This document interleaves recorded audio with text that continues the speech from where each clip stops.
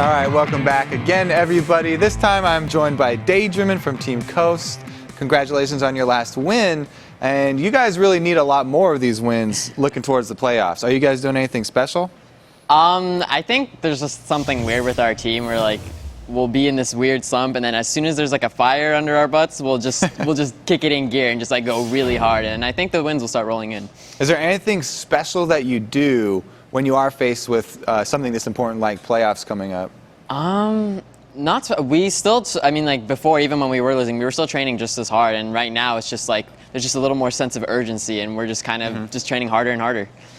Okay, so with this specific game going up against CLG, it looked like you guys had a very pick-oriented comp where you're trying to catch people out. Was that tailored for CLG because they're known for split pushing? Our comp wasn't really tailored for CLG, more as it was like taking picks, banning certain champions, and then just like playing what we're comfortable with. Okay, so after you do end up with this composition that's really based on single target CC, how do you play through what CLG brought to the table? We kind of just relied on ourselves. We relied on our teamwork. We relied on our individual ability to just out-mechanic people, like just catch them out when they're not expecting it.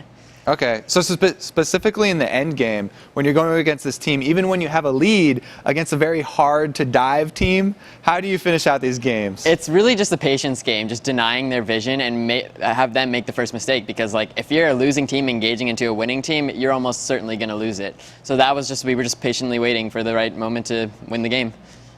So basically, when you get down to the inhibitor turrets, you're just waiting for a mistake from CLG to move on? Well, it's kind of complicated because they had Zach Ori, and it was really hard to dive them. Like normally we would like go for a dive and try and get the turret, but it's just like the Orianna like gonna just completely destroy us if we group up. So we were just we just kind of just waited and waited and waited as long as we could, kept taking Barons and just look for picks.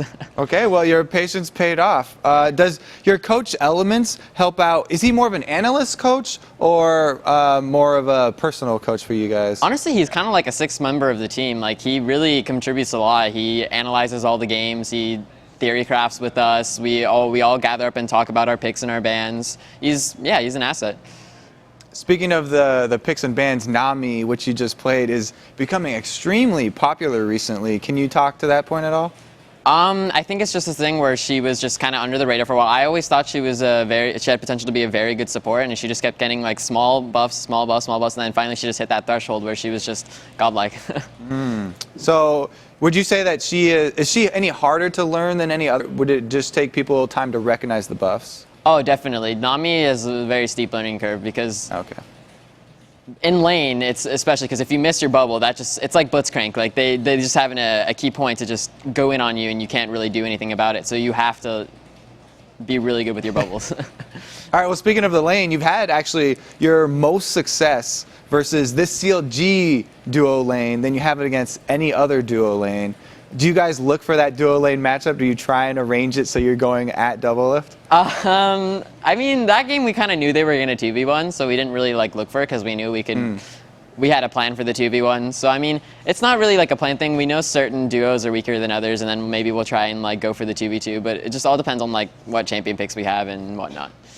So, what is your next game coming up, and how are you guys prepping specifically for that game? Actually, we had a little bit of confusion. We thought we were playing Dignitas, so we prepared a lot for Dignitas. And then now we come in and we're like, okay, we're playing Velocity. So, I mean, we still prepared for them too, though. So, we're pretty confident. All right. Well, thank you for the interview, Daydreamin. Congratulations again on your guys' win. And we do have plenty more games coming up for you guys to